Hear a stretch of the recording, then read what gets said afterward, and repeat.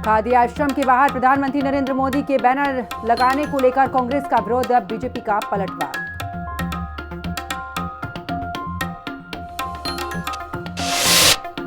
विकासनगर के कालसी वन प्रभाग में 12 फीट लंबे किंग कोबरा सांप का रेस्क्यू कर घर में छिपा हुआ था। किंग कोबरा वन विभाग ने की काफी मशक्कत के बाद रेस्क्यू।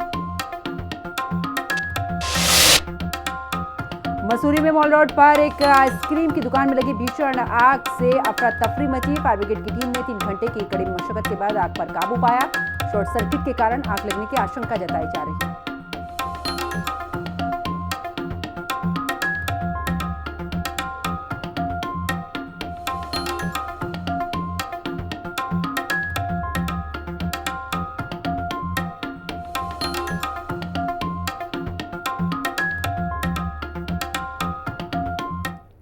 नमस्कार, आप देख रहे हैं हिंदी खबर। मैं हूं आपके साथ पंकज यादव। शुरुआत करते इस वक्त की बड़ी खबर के साथ। देहरादून से बड़ी खबर, जहां पर धार्मिक और सामाजिक संस्थानों का कार्यक्रम, और आपको बता दें कि सीएम पुष्कर सिंह धामी ने कार्यक्रम में शिरकत की है। उत्तराखंड को भ्रष्टाचार मुक्त बनाने पर जोर दिया है। तो बड़ी खबर आपको बता रहे, जहां पर धार्मिक और सामाजिक संस्थाओं का यहां पर कार्यक्रम, ऐसे में सीएम पुष्कर सिंह धामी ने कार्यक्रम में शिरकत की है। इसी के साथ आपको बता दें कि उत्तराखंड को भ्रष्टाचार मुक्त बनाने पर जोर सरकार का रहा है, और धार्मिक और सामाजिक संस्थानों का ये कार्यक्रम जिसमें पहुंचे हैं मुख्यमंत्री पुष्कर सिंह धामी, और यहां पर उन्होंने पूरे तरीके से राज्य को किस तरीके से भ्रष्टाचार मुक्त बनाना है, इसको लेकर पूरी जानकारी और पूरे तरीके से यहां पर बोलते हुए नजर आए। धार्मिक और सामाजिक संस्थाओं का ये कार्यक्रम है, जिसमें आपको बता दें कि इससे पहले भी कई बार देखा है जब भ्रष्टाचार के खिलाफ राज्य सरकार की एक नीति के तहत लगातार कई बड़ी कार्रवाई भी देखने को मिली है। इसी के साथ अगर सामाजिक संस्थानों की बात करें तो लोगों को जागरूक करने के लिए इसके अलावा और भी बहुत सारे ऐसे बिंदु हैं जिनको लेकर के जो सामाजिक संस्थाएं हैं उन्हें आगे आना होगा। इन सभी पहलुओं को लेकर भी आखिरकार इस कार्यक्रम का आयोजन किया गया है, और इस कार्यक्रम में पहुंचे हैं सीएम पुष्कर सिंह धामी,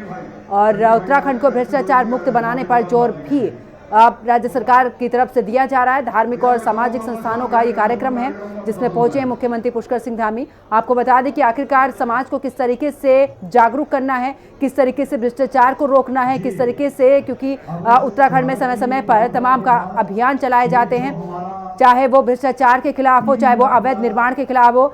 तो इन सभी अभियानों को लेकर भी आखिरकार जो सामाजिक संस्थाएं हैं वो किस तरीके से लोगों को जागरूक कर सकती हैं, लोगों को इस दौरान भ्रष्टाचार से दूर और भी ज़्यादा इस दौरान जागरूकता फैला सकती हैं। इन सभी पहलुओं को लेकर देखिए पूरे तरीके से यहाँ पर इस कार्यक्रम का आयोजन किया जा रहा है, जिसमें पहुंचे हैं सीएम पुष्कर सिंह धामी, उनका स्वागत किया जा रहा है। तो धार्मिक और सामाजिक संस्थानों का यहाँ पर ये कार्यक्रम है जिसमें पहुंचे हैं सीएम पुष्कर सिंह धामी।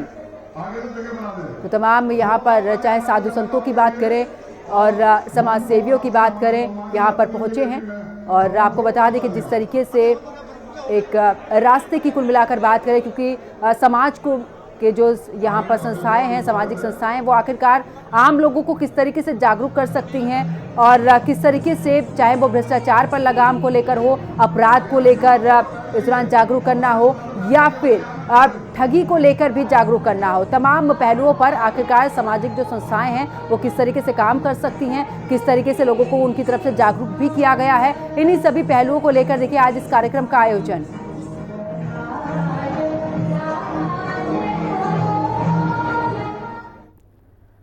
चलिए बात करते हैं उत्तराखंड में ऑपरेशन कालनेमी जारी। अब तक 60 से अधिक ढोंगी बाबा गिरफ्तार हो चुके हैं। सीएम पुष्कर सिंह धामी ने ट्वीट कर इसकी जानकारी दी है।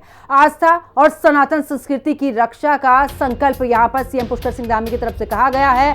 गंभीरता के साथ जारी रहेगा यह अभियान। तो बड़ी खबर, जहां पर उत्तराखंड में ऑपरेशन कालनेमी लगातार जारी, ऐसे में अब तक 60 से अधिक ढोंगी बाबा गिरफ्तार हो चुके हैं। सीएम पुष्कर सिंह धामी ने ट्वीट कर इसकी जानकारी दी है। आस्था और सनातन संस्कृति की रक्षा करना है, और इसी के तहत आखिरकार ये अभियान चलाया जा रहा है। इसे गंभीरता से इस अभियान को चलाया जा रहा है। इसी के तहत मुख्यमंत्री ने भी ट्वीट किया, और अब तक 60 से अधिक ढोंगी बाबा गिरफ्तार हो चुके हैं। तो सीएम धामी ने ट्वीट कर इसकी जानकारी दी है। आस्था और सनातन संस्कृति की रक्षा का संकल्प, ये सीएम की तरफ से जानकारी दी गई है। गंभीरता के साथ में जारी रहेगा यह अभियान, और जो ढोंगी बाबा हैं उनके खिलाफ लगातार कार्रवाई भी होती रहेगी। अब तक 60 से अधिक ढोंगी बाबा फिलहाल गिरफ्तार हो चुके हैं, क्योंकि उत्तराखंड में जिस तरीके से साधु संतों की जो जनसंख्या वो लगातार बढ़ती जा रही है, आखिरकार ऐसे में लोगों को ठगने का भी काम, उसी को ध्यान में रखते हुए सरकार ने अभी अभियान चलाया है। और इस अभियान के तहत अभी तक की बात करें तो पुलिस ने 60 ढोंगी बाबाओं को गिरफ्तार किया है। और आपको ये भी बता दें कि खुद मुख्यमंत्री पुष्कर सिंह धामी ने एक्स पर ट्वीट करके ये पूरी जानकारी दी है। तो आपको बता दें कि गंभीरता के साथ में अभियान जारी रहेगा, मुख्यमंत्री की तरफ से सीधे तौर पर कहा गया है। और ऐसे में उत्तराखंड में ऑपरेशन कालनेमी जारी है और इस कालनेमी ऑपरेशन के तहत 60 ढोंगी बाबा को गिरफ्तार किया जा चुका है। तो अब तक की अगर बात करें कुल मिलाकर तो 60 ढोंगी बाबा गिरफ्तार हो चुके हैं। सीएम धामी ने खुद ट्वीट कर इसकी जानकारी दी है। उत्तराखंड को किस तरीके से इन सब चीज़ों से बचाना है, इन ढोंगी बाबा से बचाना है, आम जनता को ये ठगे नहीं, इन तमाम पहलू को ध्यान में रखते हुए अब आखिरकार ये ऑपरेशन कालनेमी जारी है। और खुद मुख्यमंत्री ने कहा है कि ये ऑपरेशन कोई 1 दिन 2 दिन या 3 दिन का नहीं बल्कि ये लगातार जारी रहेगा और जो ढोंगी बाबा हैं उनके खिलाफ कड़ी से कड़ी कार्रवाई होती रहेगी। तो ऐसे में आस्था और सनातन संस्कृति की रक्षा करने का संकल्प मुख्यमंत्री की तरफ से लिया गया है। गंभीरता के साथ जारी रहेगा ये अभियान और ऐसे में जो तमाम दूसरे समुदाय के लोग बाबा बनकर इस तरह से घूमते हैं, लोगों को ठगते हैं, उनके खिलाफ ये इस तरीके का अभियान। और ज्यादा जानकारी के लिए हमारी सहयोगी दीपिका हमारे साथ में जुड़ चुकी है। दीपिका, अगर बात करें तो देखिए कालनेमी जो ये अभियान चलाया जा रहा है, खुद मुख्यमंत्री ने ट्वीट कर जानकारी दी है कि अब तक 60 ढोंगी बाबाओं को गिरफ्तार किया जा चुका है। जी बिल्कुल, देखिए कांवड़ यात्रा जो 11 जुलाई से शुरू हुई थी और जिनसे ऑपरेशन कालनेमी जो है उसकी शुरुआत हुई थी। पहले ही दिन अगर बात करें बड़ी कार्रवाई की तो देहरादून में 25 ढोंगी बाबा जो है वो गिरफ्तार किए गए थे। उसके बाद अगर बात करें कल की यानी कि दूसरे दिन की तो उस दिन देहरादून में कई ऐसे ढोंगी बाबा गिरफ्तार किए गए थे जो मुस्लिम समुदाय से थे और वो हिंदू धर्म का टोला पहनकर जो लोगों को ठगी कर रहे थे, उनसे दीक्षा मांग रहे थे, उनसे ठगी करने का काम कर रहे थे। इसी के तहत अब तक जो है कुल मिलाकर 60 ढोंगी बाबाओं को गिरफ्तार किया गया है। उसमें से एक बांग्लादेशी नागरिक भी है जो यहाँ पर हिंदू बनकर जो है लोगों को ठगी कर रहा था। और सीएम धामी का साफ ये संदेश है, अगर उत्तराखंड की जनता को परेशान किया जाएगा या उत्तराखंड में लूट खसोट करेंगे, सनातन धर्म के नाम पर खिलाफ कार्रवाई की जाएगी। और इसी के तहत अब लोग जो है सीएम धामी को सनातन धर्म का असली रक्षक जो है वो बता रहे हैं। और ये अभियान सिर्फ कांवड़ यात्रा के दौरान ही नहीं बल्कि ये काफी लंबे समय तक चलेगा, जब तक इसमें जो ढोंगी यहाँ पे रह रहे हैं उनकी प्रॉपर गिरफ्तारी नहीं हो जाती है। बिल्कुल दीपिका, क्योंकि देखिए कई बार ऐसा हुआ है जब अपराध को लेकर बात सामने आई तो यही कहा गया है कि जो दूसरे राज्यों से लोग आते हैं वो यहाँ पर सबसे ज्यादा क्राइम करते हैं। और ऐसे में जो साधु संत हैं उनकी तादाद बढ़ रही थी। और कुल मिलाकर अगर उत्तराखंड की बात करें, अध्यात्म की नगरी कहा जाता है उत्तराखंड को, लेकिन उसे पूरे तरीके से ठगने का काम इनकी तरफ से किया जा रहा था। इसी के तहत ये अभियान। जी बिल्कुल, देखिए जितने भी ढोंगी बाबा गिरफ्तार किए गए हैं, जैसे कि आपने बताया कि 60 से अधिक अभी तक की गिरफ्तारी हो चुकी है। इसमें अधिकतर जो ढोंगी बाबा है वो देहरादून से गिरफ्तार किए गए हैं, अलग अलग थाना क्षेत्रों से। और इसमें सबसे ज्यादा जो ढोंगी बाबा है वो बाहरी राज्य के हैं, चाहे वो यूपी से हो, दिल्ली से हो या हम अन्य जिलों की अन्य राज्यों की बात करें तो अधिकतर जो ढोंगी बाबा है वो बिल्कुल। और दीपिका देखिए लगातार ये अभियान जारी रहेगा। बहुत बहुत शुक्रिया हमारे साथ जुड़ने के लिए, तमाम जानकारी साझा करने के लिए। और सीधा लिए चलते हैं देहरादून, जहां पर धार्मिक और सामाजिक संस्थाओं का कार्यक्रम जिसमें हैं खुद मुख्यमंत्री पुष्कर सिंह धामी। और इस दौरान क्या कुछ कह रहे हैं, सुनिए। और मैंने देखा है, मैं जब भी परमार्थ जाता हूं, दुनिया के 50 देशों से भी अधिक के लोग हर समय आश्रम में योग ध्यान के लिए आते हैं, अध्यात्म की प्राप्ति के लिए आते हैं। ऐसे पूज्य संत श्रद्धेय स्वामी चिदानंद जी महाराज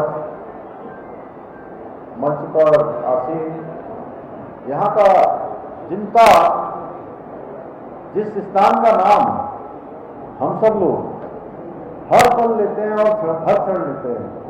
और मैं अभी पूज्य कृष्णगिरी जी महाराज मुझे कह रहे थे, सावन के महीने में हरिद्वार साहब जलाभिषेक करने आते हैं। मैं हर वर्ष तो आता ही हूँ पूज्य महाराज जी। प्रत्येक दिन की शुरुआत मैं भगवान टप्पेश्वर का स्मरण करके जो है शुरुआत करता हूँ। ऐसे पूज्य स्थान पर विराजमान महंत श्री 1008 पूज्य कृष्णगिरी जी महाराज हमारे बहुत वरिष्ठ नेता और पूर्व में मंत्री भी रहे, हमारे लोकप्रिय विधायक राजपुर आदरणीय खजानदास जी, गीता भवन के अध्यक्ष समाज सेवी आदरणीय राकेश ओबराय जी, अध्यक्ष उत्तराखंड इंडस्ट्रियल एसोसिएशन श्री पंकज गुप्ता जी, और आज के कार्यक्रम का जिन्होंने संयोजन किया, सच में मैंने कभी सोचा भी नहीं था कि इतने सारे संगठन, और मैं इसको कहूं देहरादून की, अगर मैं क्रीम कहूं महाराज जी,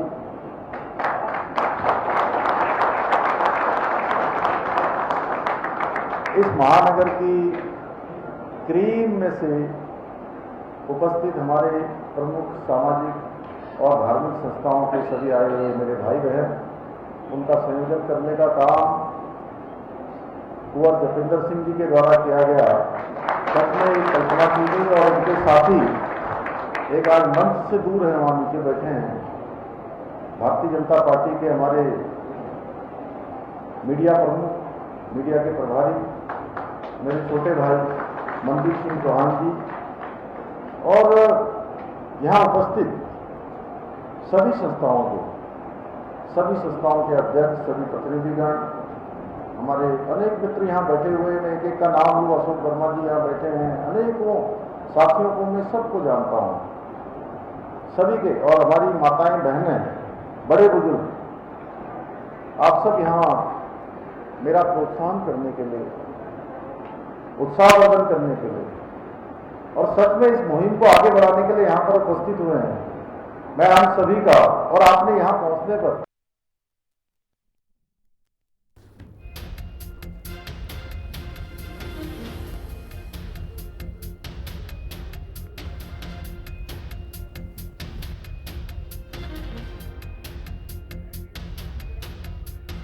तो धार्मिक और सामाजिक संस्थाओं का ये कार्यक्रम जिसमें पहुंचे मुख्यमंत्री, और उन्होंने सीधे तौर पर कहा कि देखिए जिस तरीके से साधु संत यहाँ पर आए हैं, आम जनता यहाँ पर आई है, कलाकार यहाँ पर आए हैं, सभी ने बड़े आदर भाव से उनका स्वागत किया है, सभी का आभार उन्होंने व्यक्त किया है। और साथ ही उन्होंने ये भी बताया कि आखिरकार समाज में किस तरीके से कुरीतियां हैं, उनको किस तरीके से दूर जो है वो समाज सेवी कर रहे हैं। तो स्वागत मुख्यमंत्री का किया गया, और साथ ही उन्होंने देखिए कई बड़ी बातें इस दौरान कही, और साथ ही उन्होंने ये भी कहा कि आखिरकार उत्तराखंड को किस तरीके से समृद्ध बनाना है, और सभी का साथ इसके लिए बहुत जरूरी है, और उत्तराखंड को भ्रष्टाचार मुक्त बनाने को लेकर भी उन्होंने बात रखी।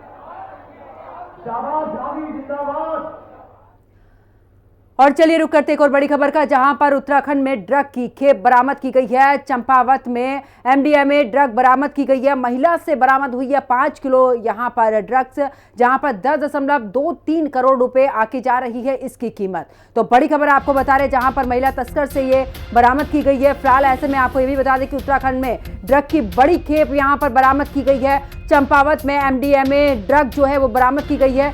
10.23 करोड़ इसकी कीमत बताई जा रही है।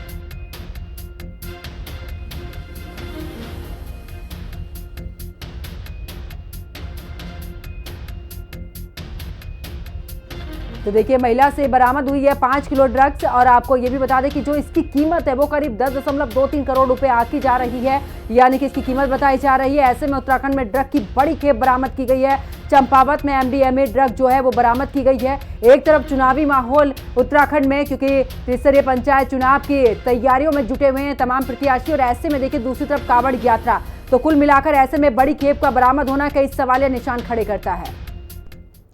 चलिए आगे बात करते हैं, जहां पर उत्तराखंड में बढ़ती नशाखोरी को लेकर अब आम से लेकर खास लोग भी चिंतित होते हुए नजर आ रहे हैं। और इसी चिंता को लेकर धर्मपुर क्षेत्र में बीजेपी विधायक विनोद चमोली ने अपने विधानसभा क्षेत्र में नशे के खिलाफ एक अभियान शुरू कर दिया है। उन्होंने पुलिस प्रशासन को नशा तस्करों के खिलाफ सख्त से सख्त कार्रवाई करने और पूरी विधानसभा क्षेत्र में सघन चेकिंग अभियान शुरू करने के लिए सहयोग करने और खुद इसमें सक्रिय भूमिका निभाने की बात कही है। विधायक विनोद चमोली ने यह भी कहा है, उनका यह भी मानना है कि अभी तक के प्रयासों में कहीं न कहीं खामियां रही हैं, जिस कारण राजधानी में नशे का कारोबार दिन ब दिन फलता और फूलता हुआ यहां पर दिख रहा है। अब अगर अपनी भविष्य की पीढ़ियों को सुरक्षित रखना है तो इस तरह के जो कृत्य करने वालों को सलाखों के पीछे पहुंचाना ही होगा। इसके लिए उन्होंने लोगों से भी अपील की है।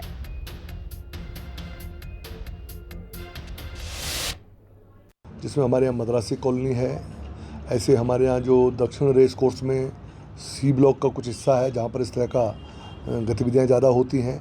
इसी तरह मथुरावाले में जैसे हमारा सपेरा बस्ती है, वो तो बहुत ही बदनाम था इस काम के लिए। कल हम लोगों ने वहाँ पर एक अभियान चलाया है, वहाँ पर कुछ लोगों को पकड़ की है। तो ये पूरा अभियान मेरी विधानसभा के अंदर, अभी अब ब्रह्मपुरी में हम ये करने वाले, ब्रह्मपुरी में भी चल रहा है। लोहिया नगर ब्रह्मपुरी में हमारे टारगेट पर है, सुभाष नगर हमारे टारगेट पर है। तो जो भी ये जिस तरह का जहाँ भी नशे का कारोबार है, इस सब पर हमने एक अभियान छेड़ा हुआ है और बहुत बड़े स्तर पर हम लोग इस पर काम कर रहे हैं। और पुलिस बहुत मुस्तैदी से जो नशे के व्यापार में लिप्त हैं उनको पकड़ रही है। और मैं लोगों से भी अपील कर रहा हूँ कि जिस किसी के पास कोई नाम हो जो नशे का व्यापार करता हो, उसकी नॉलेज में अगर हो तो हम तक बता दें या संबंधित थाने या चौकी को बता दें, ताकि हम लोग उन तक पहुँच सकें और वहाँ पर नशे से उस क्षेत्र को मुक्त करा सकें। उधर खादी आश्रम के बाहर प्रधानमंत्री नरेंद्र मोदी के बैनर लगाने को लेकर कांग्रेस से कड़ा इसका विरोध भी जताया है। कांग्रेस का कहना है कि गांधीवादी संस्थानों पर राजनीतिकरण किया जा रहा है। इस आरोप पर बीजेपी प्रदेश मीडिया प्रभारी मनवीर सिंह चौहान ने जवाब देते हुए कहा है कि कांग्रेस पार्टी हमेशा एक ही परिवार के इर्द गिर्द राजनीति की बात करती है।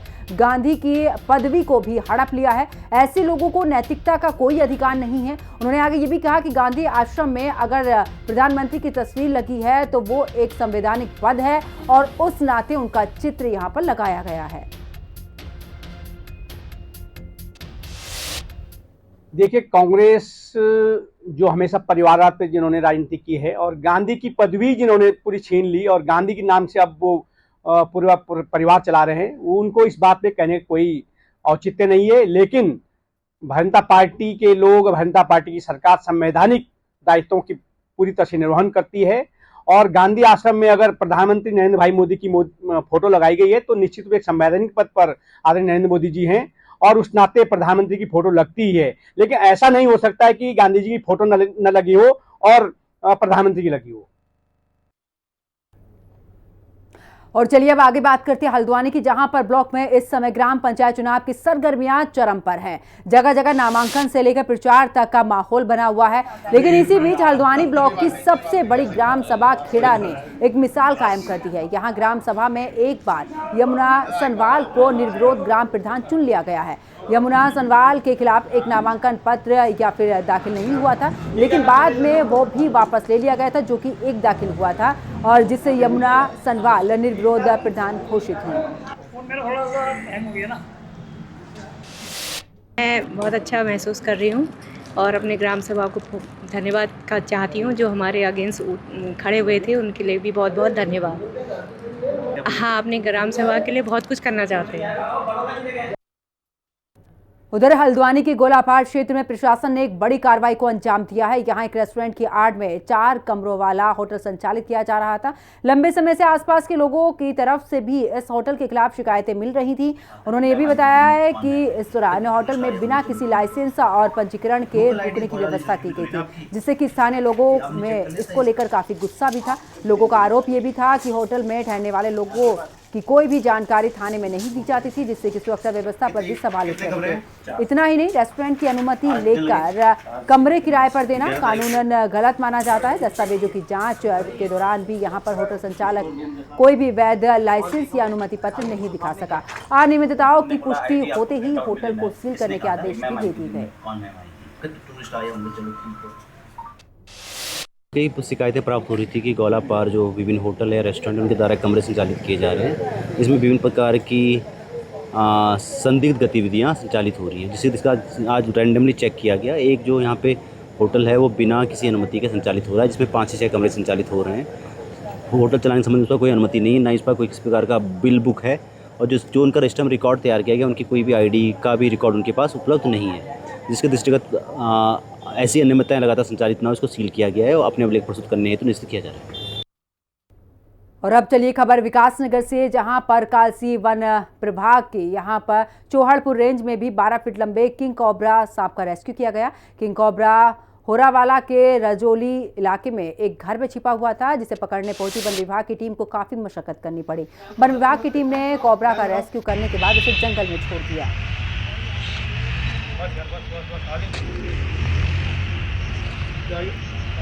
जी। तो वहीं मसूरी में उस वक्त हड़कंप मच गया जब मॉल रोड पर एक आइसक्रीम की दुकान में अचानक से भीषण आग लग गई। मॉल रोड पर धुएं के गुब्बार और आग की लपटों ने कुछ ही पल में इलाके में अफरा तफरी मचा दी। पर यहाँ पर जो लोग मौजूद थे उनका कहना है कि आग इतनी तेजी से फैली कि दुकान में रखा सारा सामान मिनटों में जलकर राख हो गया। वही दुकान की अगल बगल की दुकानों को भी नुकसान पहुंचा है। आग की सूचना मिलते ही स्थानीय दुकानदारों ने तुरंत पुलिस और फायर सर्विस को इसकी जानकारी दी। मौके पर पहुंची पुलिस और फायर ब्रिगेड की टीम ने करीब 3 घंटे तक रेस्क्यू ऑपरेशन यहां पर चलाया, जिसके बाद आग पर काबू पाया जा सका। आशंका ये भी जताई जा रही है कि आग लगने का कारण शॉर्ट सर्किट हो सकता है। जैसे हमें आग की सूचना मिली थी, हमें हमारी तुरंत तत्काल 2 गाड़ी हमारी रवाना हुई और तुरंत आग पे काबू पाया गया। और जैसे आग का तो अभी कह नहीं सकते कि कैसे लगी है, प्रथम दृष्टया जैसे शॉर्ट सर्किट लग रहा है, जैसे शॉर्ट सर्किट से हुआ हो, और बाकी तो जांच का विषय है। हाँ, जैसे अगर हम थोड़ा लेट हो जाते या समय से ना पहुंचते तो फिर आगे आसपास की जो दुकानें थी बगलों की, उनको ज़्यादा खतरा था, क्योंकि बगल में दुकानें जो आप देख रहे हैं कपड़े की दुकान है और दूसरी भी ऐसी दुकान है, ज़्यादा नुकसान होने की संभावना थी। ये जी इनके जो शॉर्ट सर्किट की वजह से हुआ है, जहाँ तक अभी तक खुलासा तो नहीं हुआ कि किस वजह से हुआ है, लेकिन यही हमें लगता है कि शॉर्ट सर्किट से ही हुआ है। क्योंकि रात को हम भी 1-1.5 बजे करीब आइसक्रीम खा के भी गए थे यहाँ से, क्योंकि हाँ हमारा होटल भी पीछे यहीं पे ही है, बीचुड़। अब यहाँ पे रात को ऐसा तो कुछ लगा नहीं था, लेकिन अब सुबह हम उठ कर आए तो एकदम से देखा इधर। अब भाई भी परेशान हो रहा है बेचारा, रात को 2-2, 1-1 बजे तक दुकान खोलता है कि यार कुछ कमाई हो जाए, कुछ कमाई हो जाए। बेचारे का इतना नुकसान हो गया अब।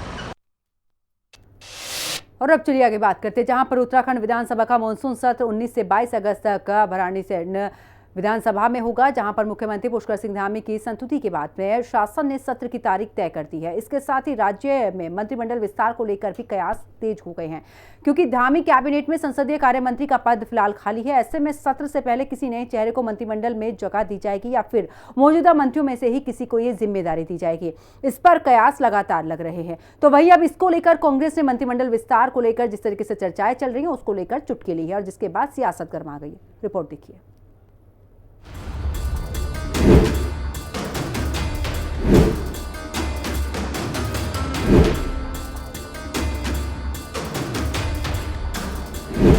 भराड़ीसैंण में होगा विधानसभा का मॉनसून सत्र।